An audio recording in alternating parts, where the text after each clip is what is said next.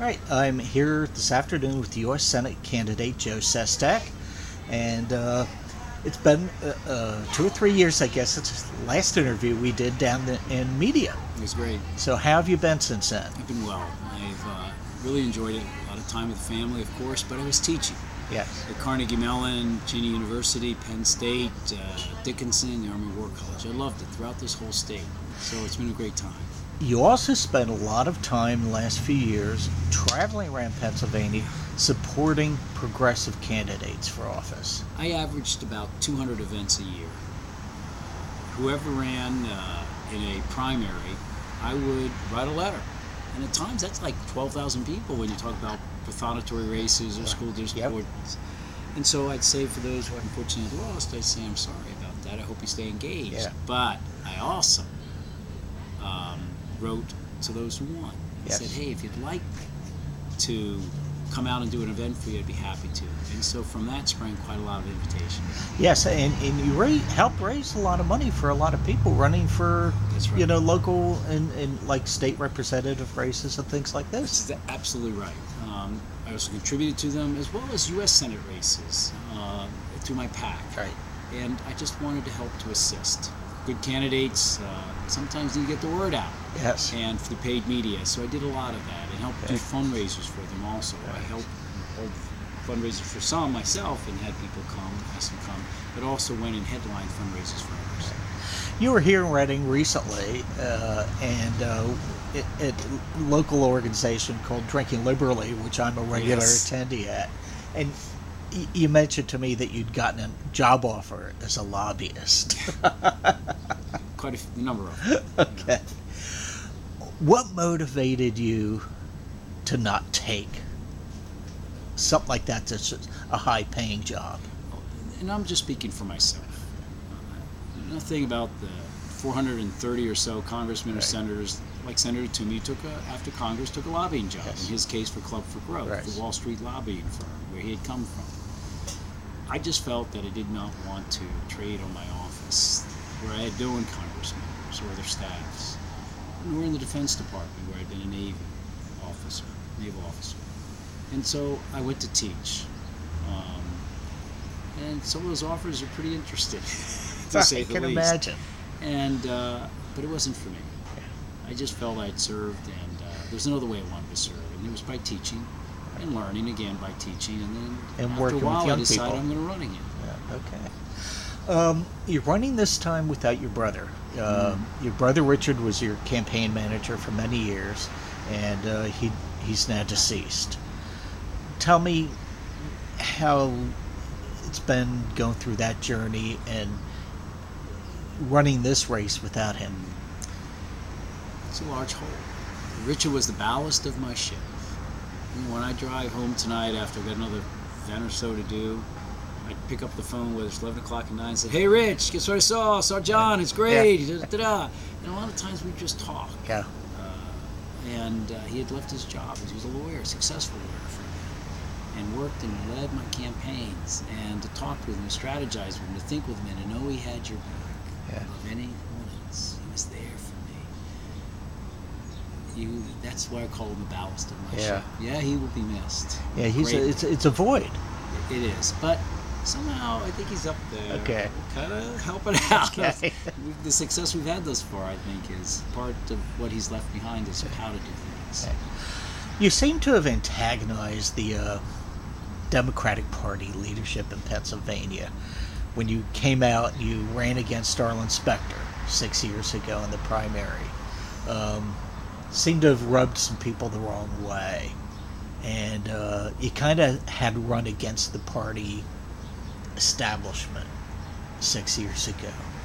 There still seemed to be some hard feelings against you about that.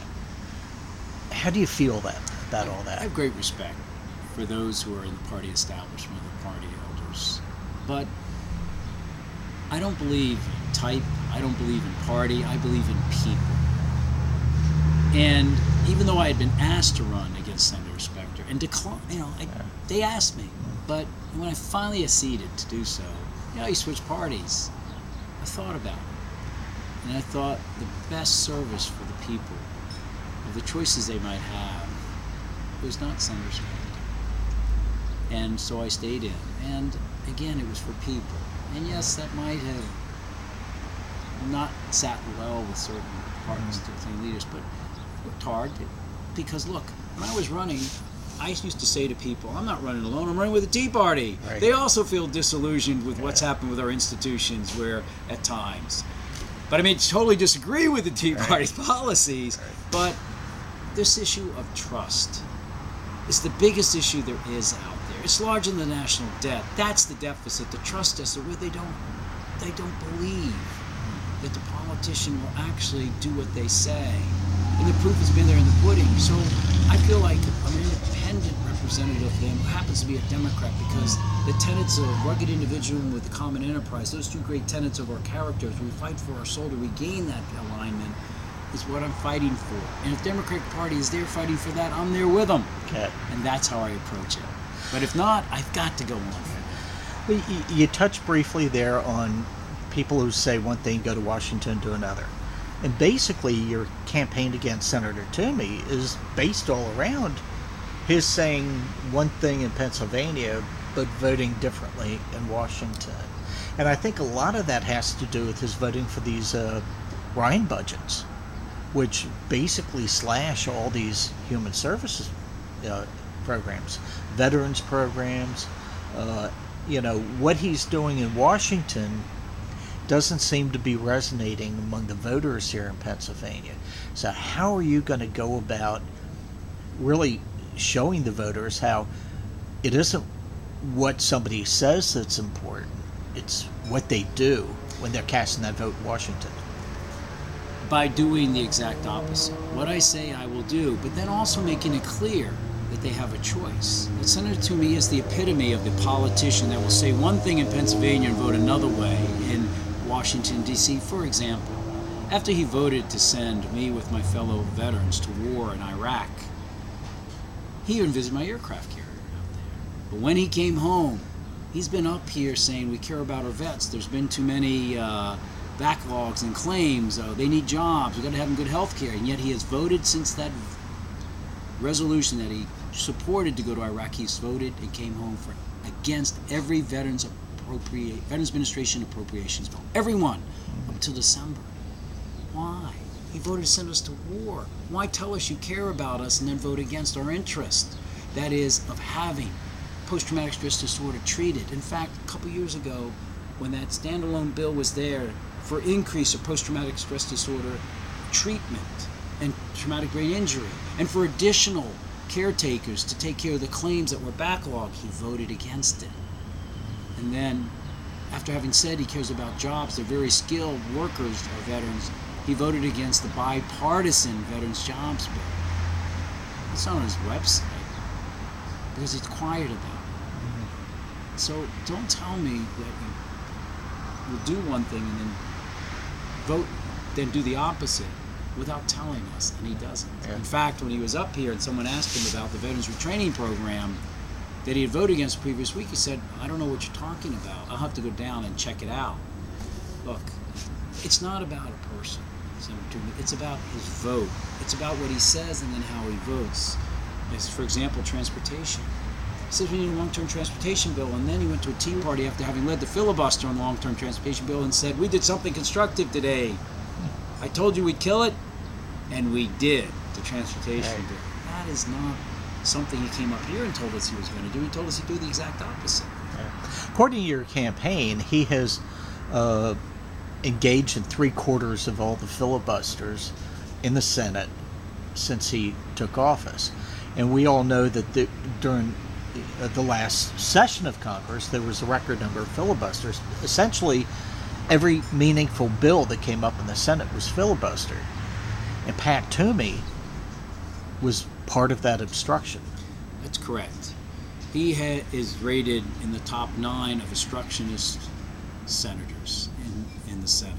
I mean, right now there's a judgeship that he actually told us up here he supports, and yet he hasn't handed in what's called the blue slip with a home state senator, because he's from Pennsylvania, the judge, hasn't handed it in to give permission for it to go forward, and hasn't said why. Why are you telling us you support it, and then down there you're actually acting, doing something against it? Yeah. And so That's why Pennsylvanians have lost trust in their politicians. If you're going to say something, do it, even if it costs you your job. And, is this going to be basically your central campaign against Toomey, that he says one thing when he's in Pennsylvania, then votes differently in Washington? The central issue is earning the trust of Pennsylvanians. Okay. But it's also to make it clear that our politicians here in Pennsylvania, too often, like Senator Toomey, have traditionally said one thing in his case and done another. Look, Paycheck Fairness Act. He says that and has a meeting with women entrepreneurs and says they're wonderful, we've got to support you. And then he has voted to shut down the Women Business Development Centers, the 100 of them that we have to help them be all more they can be. Paycheck Fairness Act for women, he's voted against and filibustered 3 times. And so you step back and you say, why? And so all of a sudden you say he cares about a great education system, but then he called the student loan program a nationalization of the student loan program. We shouldn't have it. The Export-Import Bank, where he said we care about small businesses, but last week he said down there in the speech that we should close the Export-Import Bank, which permits thousands of small businesses to export their goods overseas to China, and it makes a profit for America. Well, so does the National Student Loan Program, and it cut interest rates drastically for college students. Absolutely right. Now, these Republican budgets that the senators voted for also would privatize Medicare and cut Social Security. So that, it isn't just our veterans and our students that he's voted against; it's the elderly, senior citizens, and disabled people also. Major issue. I worked hard to pass the very first bill on elder abuse, for example, in 17 years in the House of Representatives, because our seniors are too often taken advantage of. And when you have Senator Toomey, who has said, for example, we need to take care of our seniors and put more resources in Alzheimer's, then he votes against the bipartisan amendment for $122 million to actually have additional resources put into Alzheimer's, and then voted against the National Institute of Health funding lines for Alzheimer's 3 times. You say, why are you voting that way when you told us up here you needed investment? Then when he wants to take Social Security and privatizes and let it go up to those he represented as a lobbyist at Club for Growth and say, gamble with our seniors' money. Imagine if Social Security had been privatized in the last recession as Wall Street melted down. Or then he says, why don't we just have this kind of voucher program, or Medicare, and privatize it? Look, our seniors deserve to be protected.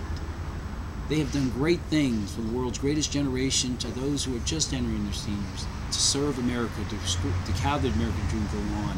I don't understand why, and the final example is that there was a operation in the Justice Department called Operation Choke Point, where they went after banks that knowingly, like Wachovia had done locally here, let the scammers who were taking checks and credit cards from unsuspecting seniors, some with Alzheimer's, and were funneling through the banks to get the cash, and they could tell they were doing internal memos.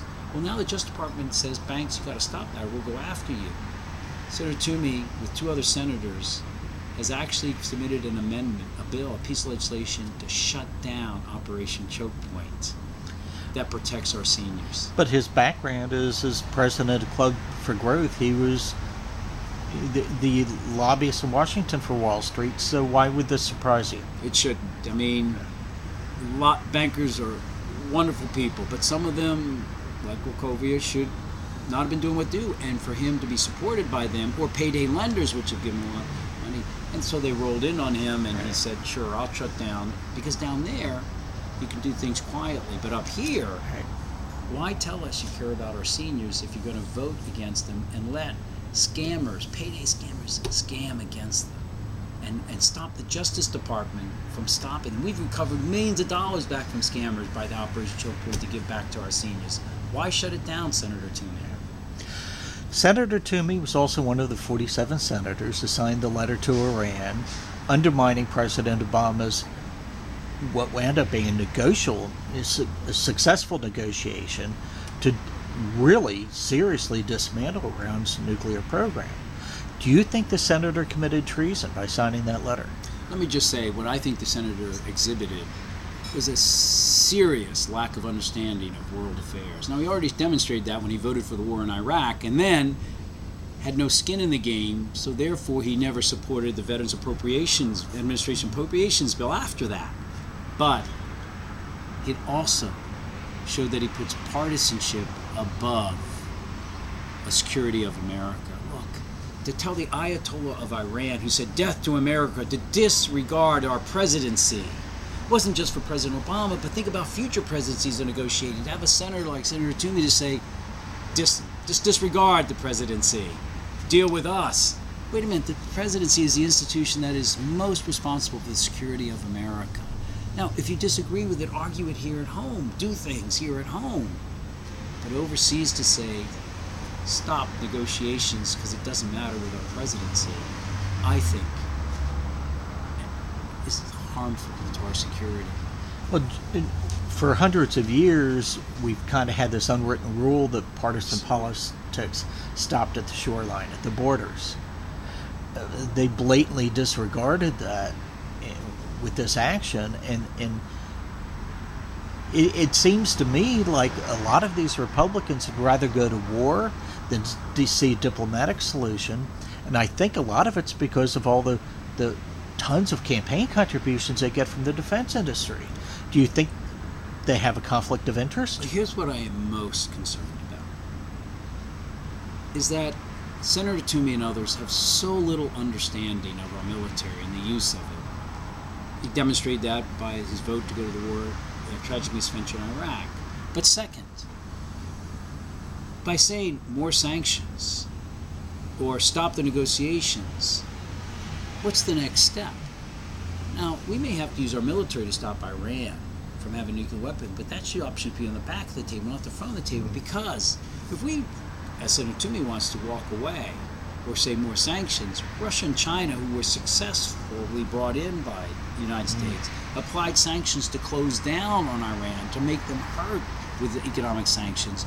We'll say, wait a minute, we had a deal here. You're telling me you just now want more? As they walk away, then nuclear fissile material can come in, and the only option is war. And then, because if they do get a nuclear weapon, it means Saudi Arabia will. Senator Toomey can begin, by his actions, a nuclear arms race potentially, and by the other 46 senators who signed it.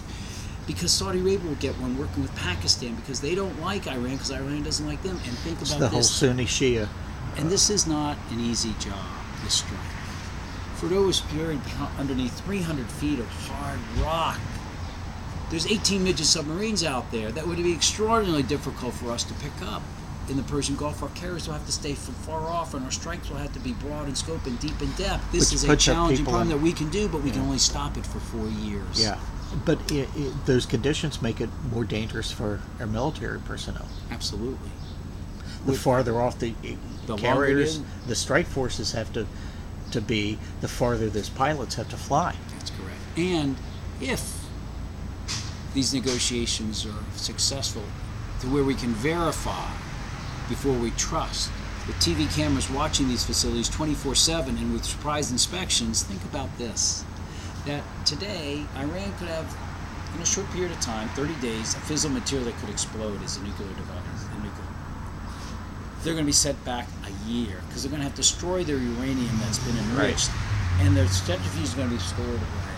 Think about a year's security, and then we watch them every moment to ensure it stays that way. And if not, there's of course always the military option. But why drag us into another unnecessary war before we know it must be done?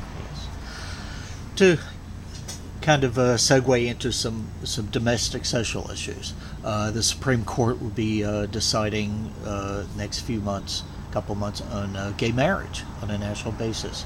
Where do you stand on the issue of marriage equality? I've been for gay marriage since 2008 or 9 it was. It was, back to the gay newspaper where it was. Well, so, we marched together. I went to war with people who were gay. How can they not have the same equal rights here at home? And you and I marched together in the Philadelphia Gay Pride Parade 6 years ago. It's coming up June 14th, yes, coming up. Yes, I'm hoping to make it. There's one conflict here, but I'm going to... I won't be able to walk again with my bad Achilles, but and go into the issue of women's reproductive rights, because I believe this is also an issue where you differ with your Democratic primary opponent. So, what's your position on women's reproductive rights? Yeah. I think that a woman has the right to choose. It's a tough issue. The one above knows. I don't. I wish I did. It's a woman's right to choose. And therefore, and I don't think the government has the right to say what her ability is to do. Why is it so many men think they can control a woman's vagina or impose health restrictions on a woman, especially when her life may be at stake? I don't know. But even when they go even further, say contraceptives or things like that, the studies that have shown that the provision of those have cut down unwanted pregnancies dramatically. This is part of ensuring that we are able to come together and address issues that basically cost us so much more without the proper intervention, like Planned Parenthood and others want to try to do. Recently, there's been a lot in the news about this lunacy in Texas, that Obama is going to do this military exercise called Jade Helm and invade and take over the state of Texas. It's an absolutely absurd, belief that's just spreading like wildfire in Texas, and no one seems to be able to get any rational facts into the heads of these people down there. What's your reaction to all this? I would hope you would see the public leaders of Texas stand up and say, this is nonsense. I can vouch for it. But instead you have Governor Abbott telling his National Guard to be on the alert. You have Senator Cornyn getting involved. It's what's happening is the opposite of what you just said. The leaders are jumping onto it. Is there any reason why the people of America have lost trust in their political leaders when they permit something so malicious to continue to spread? And they know. It's like saying the Martians are coming tomorrow. Yes. Where is the leadership that we once had? Where are the titans we once had? Oops, life. They must be inside that camera. Yes. Saying, here we are, let me out. Yeah.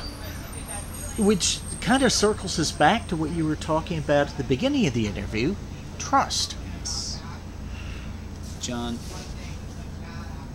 as we close this interview, that's why I believe it really is the biggest issue that America must address. Political leaders who are saying, judge me, not just on what I say, judge me on what I do. Why are some of these political leaders just joining the bandwagon? Because they believe it? No. They're doing it for political reasons. They're not doing it because patronizing the lunatic right wing. It's inexcusable. Thank you. Oh, well, thank you very much for taking the time to sit with me today, Joe.